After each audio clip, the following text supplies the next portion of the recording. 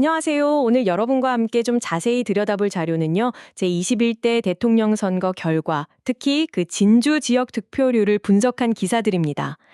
보통 진주하면 보수적이다 이렇게 많이들 생각하시는데 그 안을 좀 살펴보면 상당히 흥미로운 결과들이 있더라고요. 저희 목표는 이 자료들 통해서 진주 안에서도 동네마다 표심이 어떻게 달랐는지 또 왜 그랬는지 그 핵심만 딱 뽑아서 명확하게 이해하는 겁니다.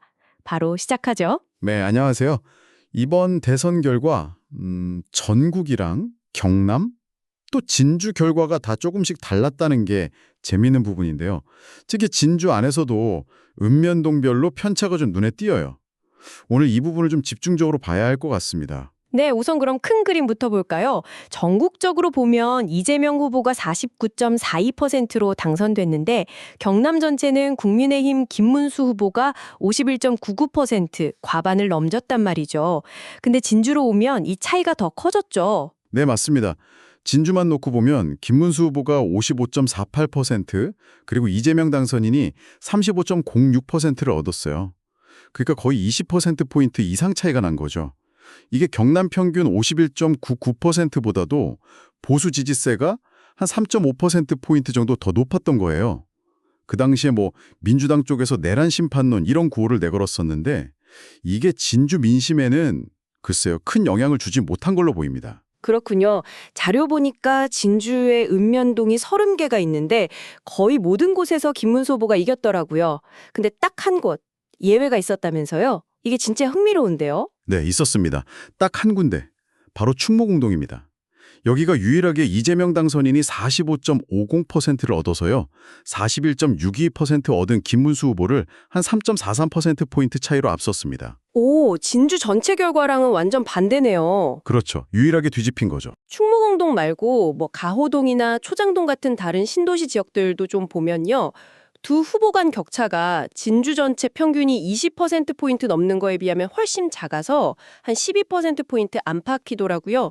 그리고 심지어 그 지역들에서는 개혁신당 이준석 후보나 민주노동당 권영국 후보 지지율도 상대적으로 좀 높았고요.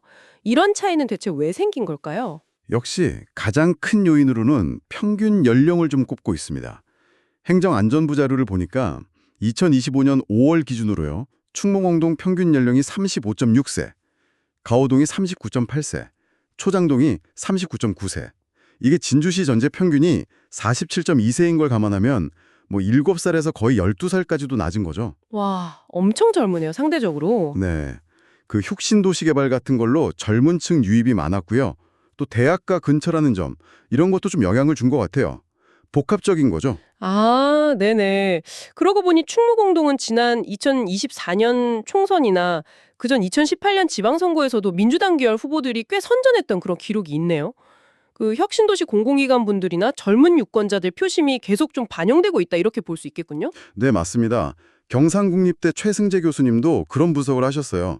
진주가 세대별 투표 성향 차이가 꽤 뚜렷하고 특히 신도심이나 대학가 중심으로 젊은 층 표심이 민주당 쪽으로 가는 경향이 있다, 이렇게요. 다만 또 다른 시각도 있어요. 박재식 진주시의원 같은 경우는 젊은 유권자가 늘긴 했어도 지역 기반이 워낙 탄탄한 보수세가 여전히 강하다. 그리고 시민들은 결국 먹고 사는 문제, 이걸 더 중요하게 생각한다, 이런 점도 좀 강조하더라고요. 네. 양쪽 다 일리가 있는 이야기네요. 민주당 내부에서도 선거 끝나고 좀 아쉬움이랑 함께 평소에 시민들하고 소통을 더 해야 한다? 이런 자성의 목소리가 나왔다는 내용도 있고요. 아, 그리고 권영국 후보 얘기도 있네요. 득표율은 낮았지만 선거 후에 오히려 후원금이 막 몰리면서 좀 진보 정치의 새로운 가능성, 이런 걸 보여줬다는 평가도 있군요. 네, 그런 부분도 언급됐습니다. 자, 오늘 저희가 진주 지역 대선 득표율 자료를 쭉 살펴봤는데요. 정리해보면 전체적으로는 보수세가 강하지만 저기 충무공동 같은 젊은 신도시 지역에서는 확실히 다른 투표 양상이 나타났다는 점, 이걸 확인했네요. 네. 그리고 이게 그냥 이번 선거에만 반짝 나타난 현상이 아니라 과거 선거에서도 좀 비슷한 패턴이 보였고 젊은 유권자 비율이라는 비교적 명확한 인구 통계학적 배경이 작용한 결과라는 걸 알 수 있었습니다. 그렇죠. 지역 내 인구 구성 변화가 정치적 선택에 미치는 영향을 딱 보여주는 사례 같아요. 네, 흥미로운 지점이죠. 자, 그럼 마지막으로 이런 질문을 한번 던져보면서 마무리하면 어떨까 싶습니다. 진주 내 특정 지역에서 보이는 이런 인구 구성의 변화, 그리고 그에 따른 표심의 차이가요. 이게 앞으로 진주 전체의 정치 지형도에 어떤 영향을 미치게 될까요? 서서히 변화를 이끌어낼까요? 아니면 일부 전문가가 지적했듯이 뿌리 깊은 지역의 보수 네트워크가 계속 지금의 구도를 유지하게 될까요? 이 질문을 한번 곱씹어 보시는 것도 여러분께 흥미로운 탐구가 될 것 같습니다.